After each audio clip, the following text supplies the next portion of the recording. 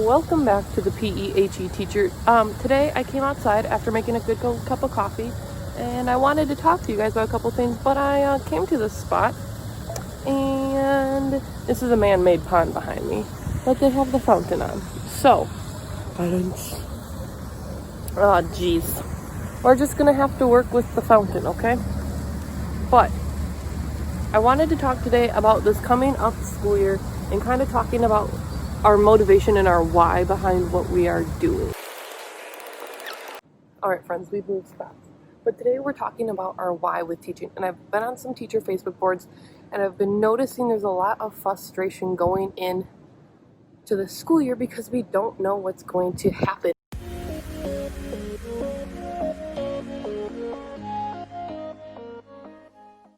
All right, so today we're going to be talking about our why and just centering ourselves in that why. So why did you go into teaching?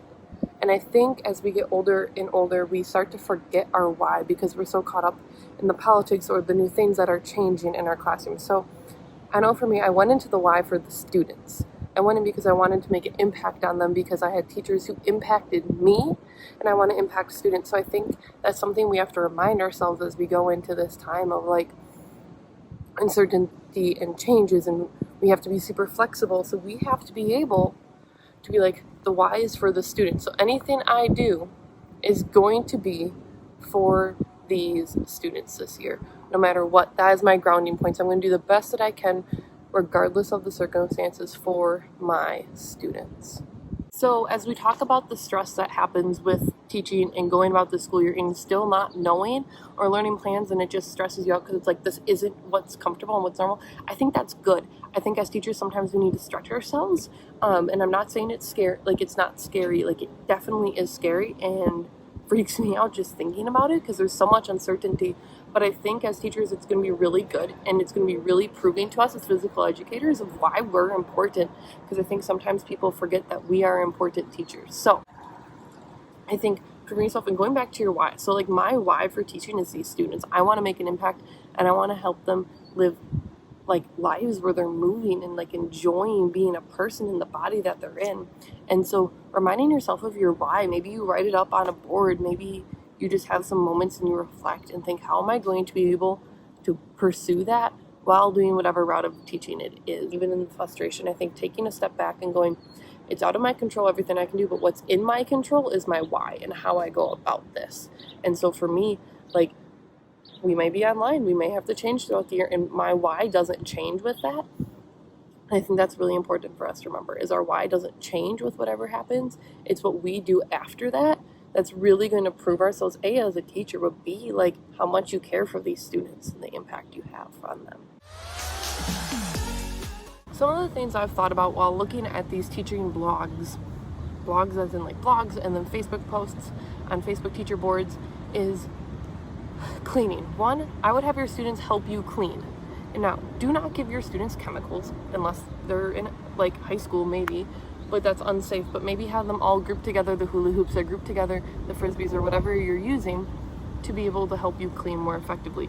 I've also seen that it's like, oh, now we're outside all the time and we have to wear face masks. So here are some suggestions I would have. Here are some suggestions I have. One, wear sunscreen as the teacher because you don't want to get burnt.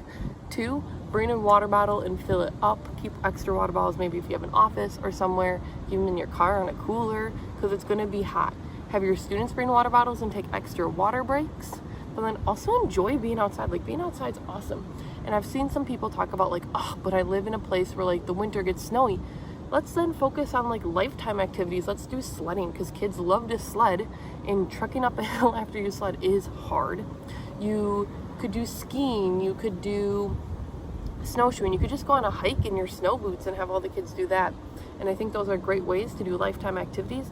If you don't have the resources or the money for it, you could start a donors choose. You could really beg or just try to work around to build snowmen, do an obstacle course outside, and then you could go inside and do some health activities. So really incorporating health in the social emotional piece, because right now our students really need us for social emotional because there's a lot of stress and the weight of the world is sitting on our shoulders.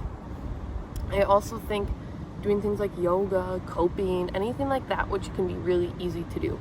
For online, Like if you were going online, you can do a virtual field trip, which I have a video about it over here. So you can do that. You can do a lot of different things, like do yoga, do follow me Zumba classes, like stuff like that to get excited. You could also do bingo for the month or have a daily activity chart calendar for months, and they have to do that every day to just do a little bit of something. I would also, if you're doing online, try to involve the families as much as you can. So maybe have them bake a healthy snack and like post about it on something. I'm going to be doing a post about different resources I think are really good for online, and I'll probably end up doing a video about it too. So I think that would be really helpful to like also build that community aspect and make sure you're building those connections. So don't forget, some of our standards are just about being like good people and good characters. I believe that's standard 3 if I remember off the top of my head. I'll put it down below. So making sure we're just hitting different standards. So maybe we're not doing as much of our skill work as we have done in years past, but maybe we're really focusing on these kids' sportsmanship. Maybe we're focusing on lifetime activities, which they can do their entire life to keep them being lifelong movers, because I want my students to be lifelong movers. So just working our way through these things and looking at the standards again and going, how can I sift through these? So I'm going to put the shape standards, I think, in a picture over here, and just look at those shape standards and go, how can I meet these? And we have grade level expectations, but you know what? This time is different, and we're going to also impact these students no matter what we do. So it can be lifetime activities, but it can also be other things. So health education, you can implement more and more. Social emotional learning, you can implement lifetime activities. I've been emphasizing that a lot because that's kind of where my heart is right now with this. And just incorporating families into it and just making lasting memories, so when they look back at this pandemic-y time, they're like, you know what? Still learned a lot. My teachers did really good stuff for me. I think that'll be the biggest thing of how we could impact our students. All right, thank you for watching this video. If you like this video, make sure you give it a thumbs up and subscribe down below. Leave a comment down below and tell me your why and tell me just how you feel about teaching. And then also make sure you check out my website, which is www.thepeheteacher.com, and go over there and check out some of my resources there. See you soon.